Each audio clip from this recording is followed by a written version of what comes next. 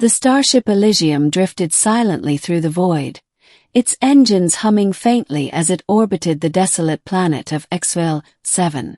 Captain Elias Grant stood on the observation deck, staring out at the barren world below. The planet was a wasteland, its surface cracked and dry with no signs of life, or so the scans had said. But Elias had learned long ago that scanners didn't always tell the whole story. "Captain," came the voice of his first officer, Lieutenant Voss, over the comms. "We've picked up a faint energy signature on the surface. It's weak, but it's there." Elias frowned. "Life signs. Unclear. Could be mechanical. Or organic. We won't know until we get closer." Elias sighed and ran a hand through his graying hair. "Prepare a shuttle. I'll take a team down to investigate." The shuttle touched down on the cracked, dusty surface of HFY 7. Elias stepped out, his boots crunching on the brittle ground. The air was thin, barely breathable, and the sky was a dull, lifeless gray. He adjusted his oxygen mask and motioned for his team to follow. The energy signature led them to a cave, its entrance partially hidden by jagged rocks. Inside, the air was cooler, and the walls glistened with faint bioluminescent moss. Elias's flashlight cut through the darkness, revealing strange carvings on the walls, symbols that looked like a mix of mathematics and art. "This place, it's ancient," Mara whispered, her voice tinged with awe. Elias nodded, his eyes scanning the carvings. "And someone or something has been here recently." They ventured deeper into the cave, the air growing colder with each step. Then they found them. Two small figures huddled in the shadows, their bodies frail and emaciated. They were humanoid, with smooth, pale skin and large luminous eyes that glowed faintly in the dark.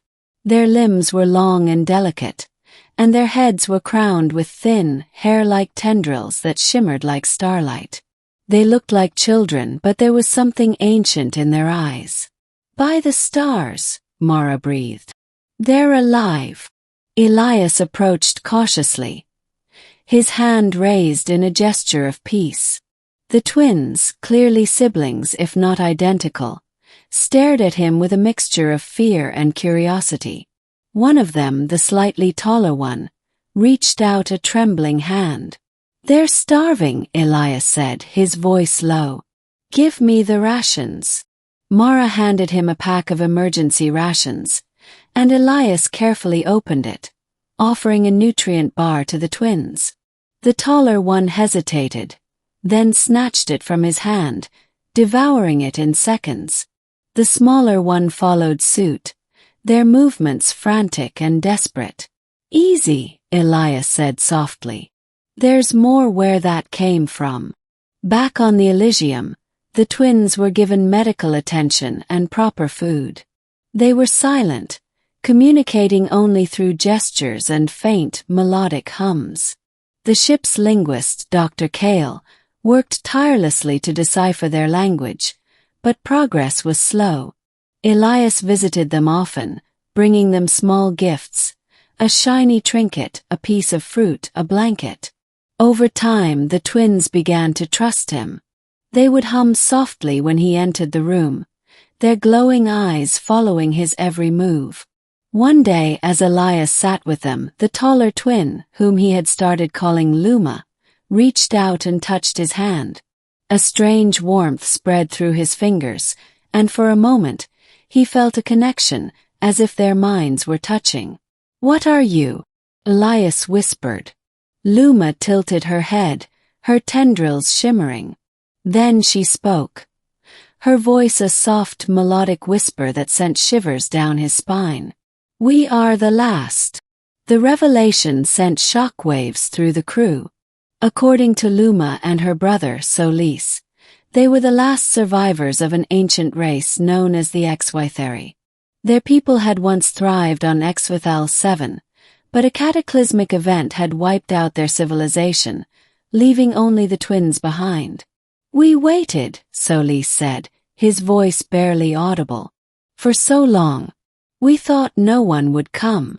Elias felt a pang of guilt. We didn't know. If we had. You came, Luma interrupted, her eyes glowing brighter. You fed us. You saved us. Elias smiled faintly. We'll help you. We'll find a new home for you. But the twins exchanged a look, their expressions unreadable. There is more, Luma said. We must continue. Continue? Elias asked, confused. Our bloodline, Solis explained. It must not end. We need offspring. Elias blinked. Offspring. You mean children? The twins nodded in unison. Your kind is compatible, Luma said. We have seen it in your genes. You can help us. Elias's stomach churned. You want me to? Not you, Solis said quickly. Your offspring. Your descendants. Elias stared at them, his mind racing. You want my children. My future children. Yes, Luma said, her voice pleading. Our bloodline must survive. Please. The request divided the crew. Some, like Mara, argued that they had a moral obligation to help the twins. Others, like Dr. Kale, were wary of the implications. We don't know what this could mean for humanity, Kale said. Mixing our DNA with an ancient, alien race. It's uncharted territory. They're children, Mara countered. Innocent and alone. We can't just abandon them. Elias felt the weight of the decision pressing down on him. He thought of his own children back on Earth. His daughter, barely 5 years old, and his son, just starting college. The idea of involving them in this. It felt wrong. But the twins' plea haunted him. In the end, he made a compromise. We'll take you to Earth, he told the twins. We'll find a way to help you. But my children, they're off limits. The twins nodded, their expressions unreadable. We understand, Luma said softly. The Elysium returned to Earth, and the twins were placed under the care of the United Earth government.